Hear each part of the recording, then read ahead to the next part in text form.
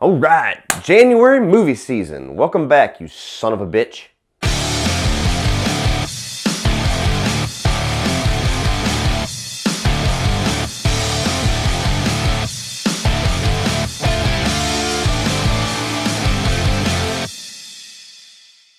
So Insidious The Last Key tells the story of Elise, the psychic character in this Insidious franchise, as she tackles a haunted house and a demon that has ties to her own childhood. And we're back, people, the first movie review of 2018, and naturally being in January and February, it's probably a horror movie, and yes it is, Insidious The Last Key, the fourth installment of this franchise. This one takes place between the third movie, which was a prequel, and the first two movies. So I honestly had no expectations for this movie whatsoever. I had very little expectations walking into Insidious Chapter 3 a few years ago, and that one actually pleasantly surprised me. This one, being the fact that it was placed in January, being that I didn't really hear any buzz going into it, the fact that James Wan and Leigh Whannell were not directing this one and it was going to directing duties to a guy that has a not very impressive resume, to say the least, made me think that maybe this was going to be the Insidious chapter to finally be mediocre. But was it mediocre? Let's find out. Let's talk about the positives of Insidious The Last Key. And the main positive of this movie is the main positives of most of the Insidious movies, and that's Lin Shaye as Elise. This is just a great character. This is an actress that has been around for years. You've seen her all the way back to the teacher in the original Nightmare on Elm Street. She's been in a lot of really raunchy comedies, and she just brings something special to this franchise and to this character of Elise. She's a very heartfelt character. You really believe that she wants to help these people and she wants to put herself in danger to help others, and it's hard not to root for that character. It's hard not to enjoy watching that character. And luckily for this movie, most of the story actually surrounds the character of Elise. It surrounds her past and her childhood, some of her teenage years, how she's kind of dealing with going back to her childhood home and dealing with the past in her elder years. It's smart for a movie that's in its fourth chapter that doesn't really have too much else to do or too much else to say, to focus on the character that everybody is here, that everybody knows and loves. And going along with that, the way that they kind of structure the story around the character of Elise makes the story pretty enjoyable for the most part. It starts off, you get to go into kind of what made Elise tick as a child whenever she first started discovering her powers,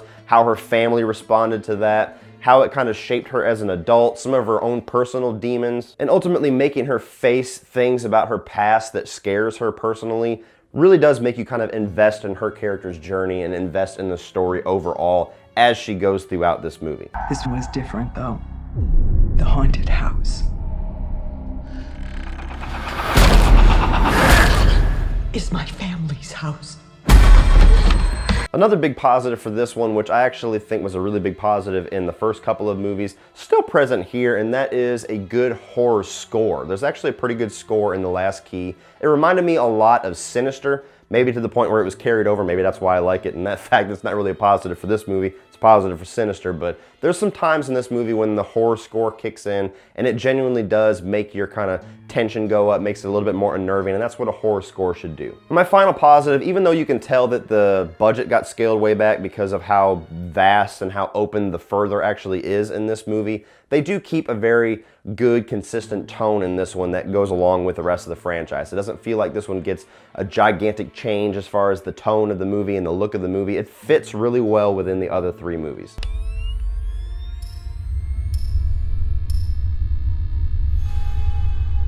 Elise, there's someone right in front of you. I don't see anything. Be careful. You're going to touch it.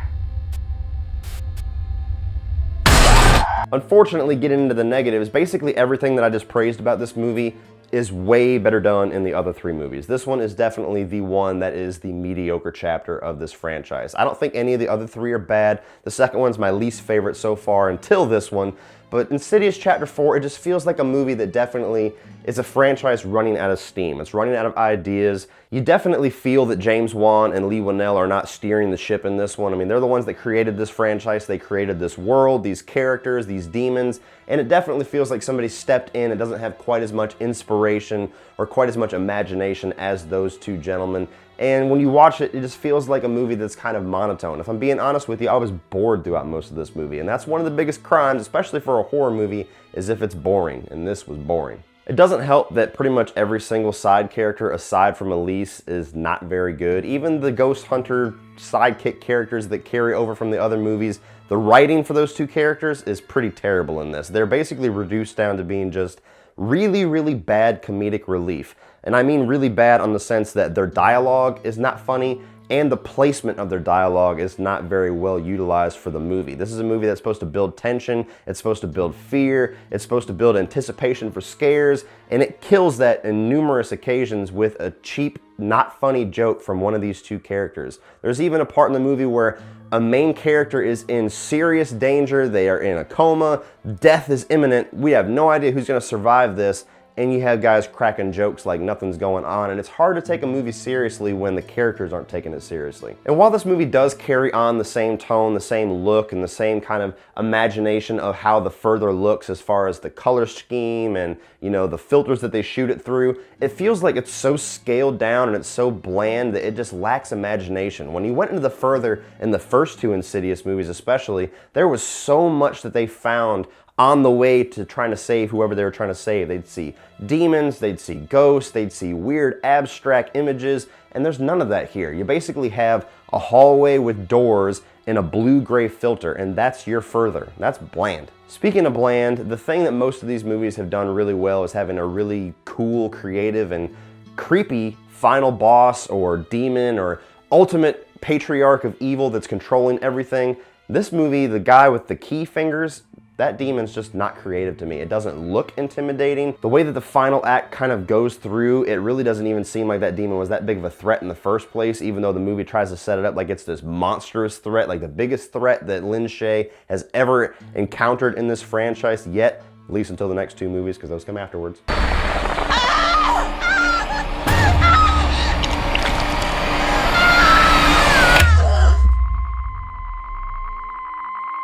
And speaking of that whole placement, I gotta be honest, I feel like they really shot themselves in the foot by killing her character in the first Insidious. I mean, it made for a great ending, and honestly, if you were gonna do that, then Insidious probably should have stayed just a standalone movie, and it would have been a great standalone movie, but if they were planning on making a franchise, if it was successful, they really painted themselves in a corner with that character, because making everything having to be a prequel chapter now, it just feels like there's not a whole lot of stakes because ultimately you know that character is going to survive to be in the first Insidious movie. So that's the issue I always have with prequel stories, is that ultimately there's not as much tension because you know how things are going to end up. All in all, guys, for a January horror movie, this one is decent. It's not bad. It's not a terrible movie by any means. It's far from as bad as most of the January horror movies that we know and love. I'm looking at you, Bye Bye Man.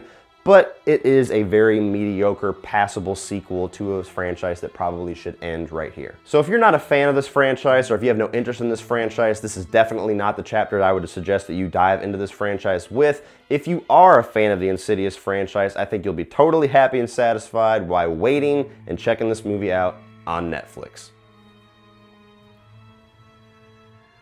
So what do you guys think of Insidious The Last Key? Did you enjoy this chapter, or do you think this was the mediocre chapter and they should just stop it now before we start to get a lot of bad Insidious movies and start going, fuck, another Insidious movie?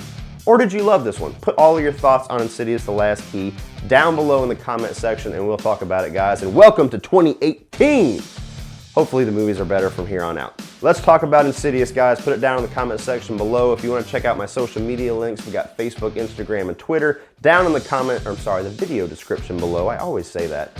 You also have the link to my Patreon page down in the video description, which is a great way to give back to this channel and help it grow, but also a good way to get cool exclusive content for your eyes only. So check all that out, guys. And if you want to check out some more of my videos, you can check out a few more by clicking right over here.